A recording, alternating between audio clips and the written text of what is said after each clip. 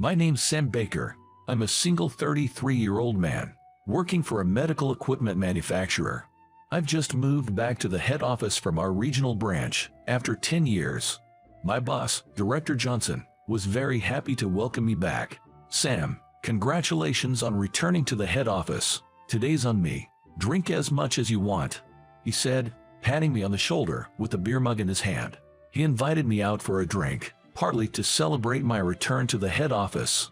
Thank you, but the fact I didn't let myself get down and worked hard in the regional office is also thanks to you, Director. This wasn't mere flattery, but a simple fact. About a year after I started working at this company, the then director ordered me to suddenly start working at the regional branch. Back then, Mr. Johnson was just a manager.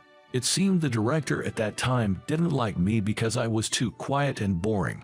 That's why I ended up being sent to the regional office, which was just short on staff. I was afraid I might never be able to return to the head office. Mr. Johnson, seeing my anxiety, reassured me with kind words. Believe it or not, I was also sent to the regional office from the head office in the past. I was depressed at first, thinking I had been driven out because I was unnecessary here. But you know what? It was the results I produced there that got me to where I am today.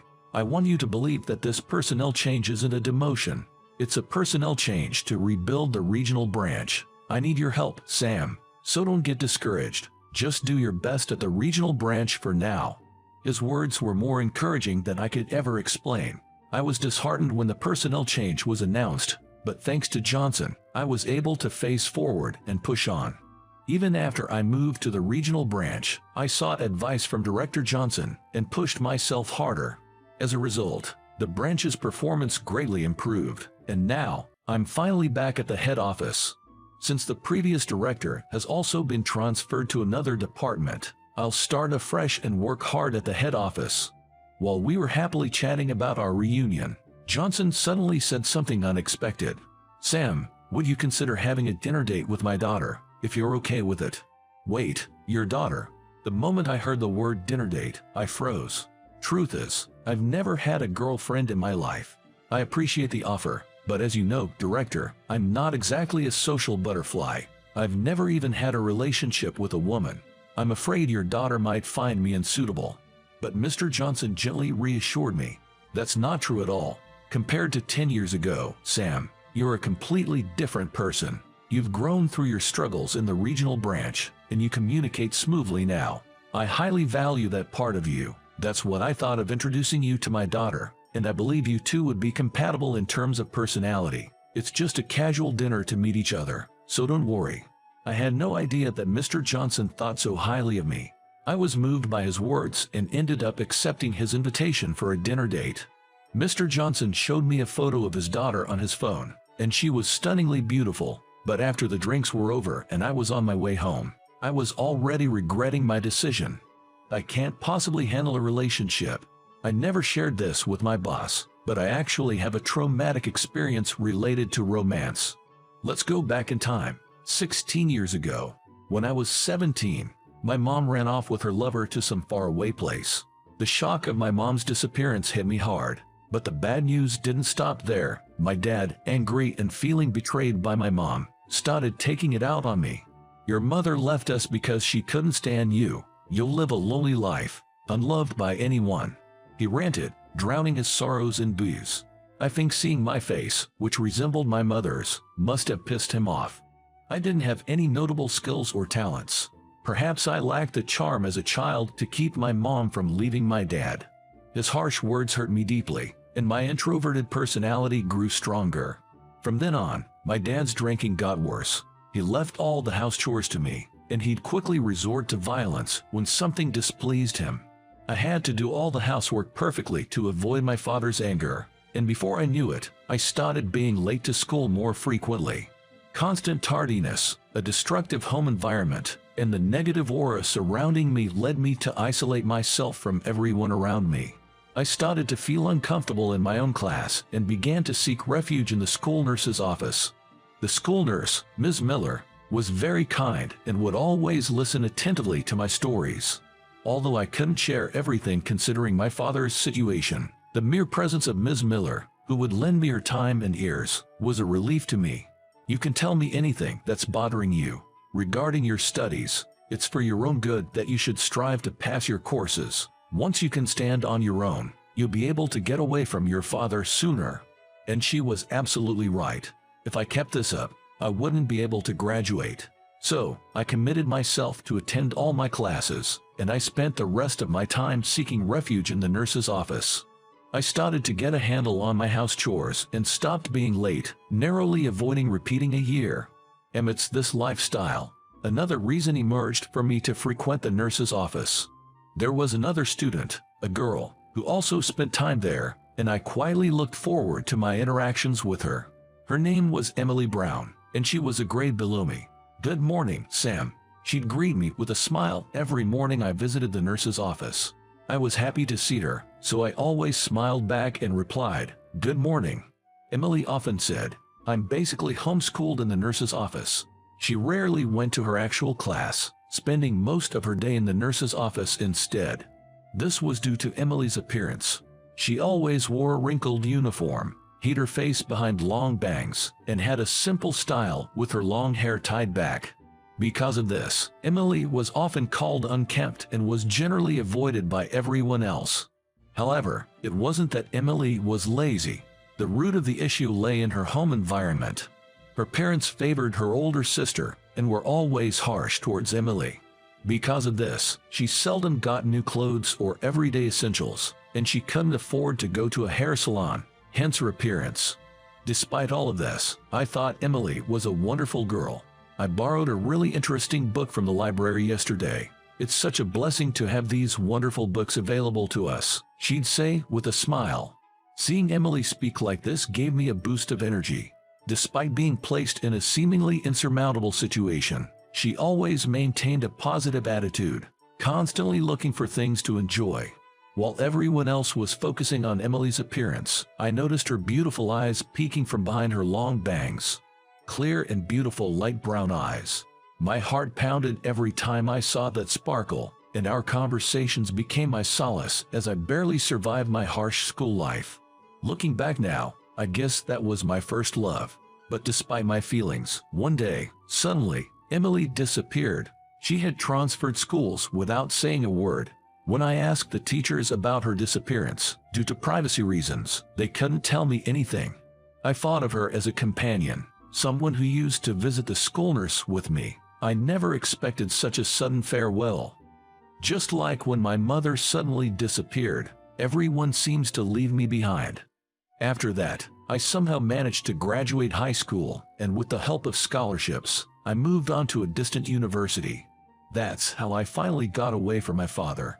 But no matter how much time passed, since Emily's departure, I had never fallen in love with anyone else. I couldn't forget about Emily, and the fear of getting hurt kept me from entering into any romantic relationship. Therefore, I felt sorry for my boss, but I wasn't sure the dinner date he set up for me would go well. On the day of the dinner date, at the private room of the restaurant where we agreed to meet, a woman more beautiful than the one I saw on my boss's cell phone appeared, and I was taken aback. "Nice to meet you, I'm Emily." The boss's daughter introduced herself, bowing politely. "Nice to meet you, I hope we have a good day today." Emily, with her beautiful fair skin, was elegantly dressed in a monochrome dress. As her smooth chestnut hair swayed, radiating a lovely aura, my heart raced. I felt an uncanny connection knowing her name was Emily. Apparently, I seemed to have a strong connection to that name. The dinner date was nerve-wracking, but since we both loved reading, the conversation flowed better than I expected. "Sam, you like reading too. I often visit the library on my days off." "Really? Any recent book recommendations?" When I asked, Emily gave a clear explanation about her recommended books. Seeing her talk so passionately, and with a smile, I was taken in by her charm. Who knew I could enjoy such a pleasant time with a woman? However, at some point, Emily suddenly fell silent, with a cryptic look on her face. Did I say something wrong? Feeling uneasy, I asked, "Is something wrong?" She fixed her gaze on me and said, "Good heavens, it's time you noticed." Saying this, she lifted the sleeve of her dress, revealing a bracelet made of black gemstones. The moment I saw that bracelet, I let out a small laugh, as a memory from 16 years ago came flooding back. That day, I headed to the school's nurse's office as usual during lunch break. The nurse, Ms. Miller, must have gone to the restroom because her seat was empty and there was no one in the office. However, at that moment, a gust of wind blew in from the window, causing the curtains on the infirmary bed to flutter, and I witnessed an astonishing sight. What? Through the gap in the curtains, I saw Emily on the bed, holding a large number of Blackpool-like objects in her hand. She was staring intently at the pills on the table attached to the bed. Was she planning to swallow those? No matter what medication it was, consuming it all at once would surely harm her health. Emily, unable to stay still, I barged through the curtain and rushed to the bed. "Sam, what's going on?" Surprised at my sudden appearance, I grabbed Emily's shoulders and blurted out, "Don't jump the gun. We're still young. No matter how hard things are now, if we keep living, good things will happen. I don't want you to disappear, Emily." As I said this, I realized that I was crying. I didn't want to lose Emily.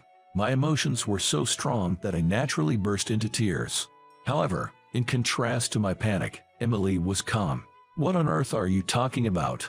I'm just making a bracelet with stones I got from the library's teacher." What? It turned out that the items Emily had were not pulls, but gemstones. Knowing my misunderstanding, Emily laughed out loud. Feeling embarrassed about my overreaction, I blushed. Then, Emily handed me a bracelet with a cheerful smile. "This Morian stone is said to protect from unpleasant things. I already have one, so I'll give one to you, Sam." "Really? Oh, thank you." I never expected to receive a gift from Emily, and I was genuinely happy. "Yes, because you're my important nurse's room buddy, Sam. And don't worry, I'm not going anywhere." Despite saying that, Emily disappeared without a trace.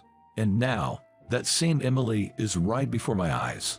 Unconsciously, my eyes filling with tears, I pulled out a black Morian bracelet from my suit pocket. It's been 16 years since then. I have been wearing it without fail. Before I knew it, my eyes too were moistened, just like her beautiful hazel eyes. I'm sorry for transferring schools so abruptly, but there was a profound reason behind it. According to her, her parents had been violent towards her, and feeling threatened because of their escalated behavior, she had run away from home. Emily's mother's brother was, in fact, Mr. Johnson, who was the director. The two of them were uncle and niece. And Emily had gone to ask for help from her uncle, who lived in the neighboring state. The director, who had always been worried about Emily, thought that he could no longer leave her with her parents, severed ties with his sister, and adopted Emily. And so Emily's last name changed from Brown to Johnson. Hearing about Emily's tragic past, my heart ached. It's understandable why she had to transfer schools abruptly. Emily, wiping her tears, began to speak. "I haven't been able to forget about you since then. So when my father brought me a marriage proposal, I was really surprised. I recognized your unique last name immediately. It was unmistakably you, Sam. I'm honestly so happy. I was a mess in high school, wasn't I? I knew it and I was so embarrassed. That's why I couldn't express my feelings back then. I knew that even someone as kind as you, Sam, couldn't possibly like someone like me." Listening to Emily's words, I was astonished. I couldn't believe she had felt the same way about me. I, too, was in love with Emily, but I always thought that no woman would ever like me.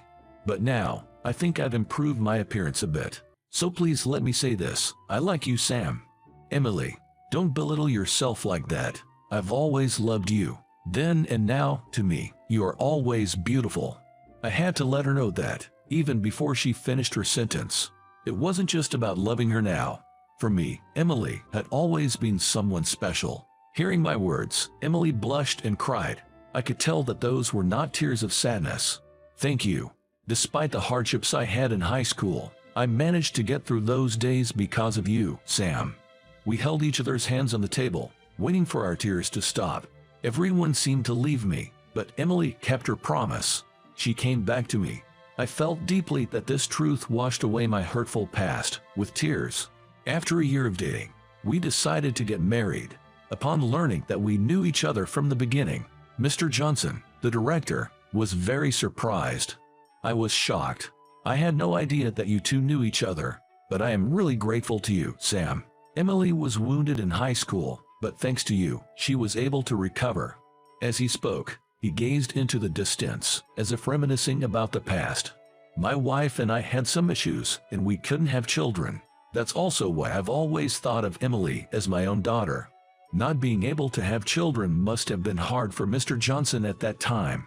But it was clear to me that he and his wife truly cared for Emily, even though she wasn't their own. Emily said she was truly happy to become your adopted daughter. I believe that the reason she can smile like this now is because of you. When you say that, it makes me happy. I always wanted her to be happy after all the suffering she's been through. But I believe that you will certainly make my daughter happy, Sam. With that, Mr. Johnson blushed and laughed shyly. That's right. By marrying her, I would also become Mr. Johnson's son. With a big smile on my face, I nodded vigorously. Of course, I will start calling you my father-in-law. Ha ha, I can't believe I'm getting a son as well as a daughter. It feels like a dream. It's possible that each of our past experiences might have been dark and sad. Still, it was through irreplaceable encounters that we were able to know the joy of loving and being loved. While savoring such happiness, I looked forward to a future filled with hope.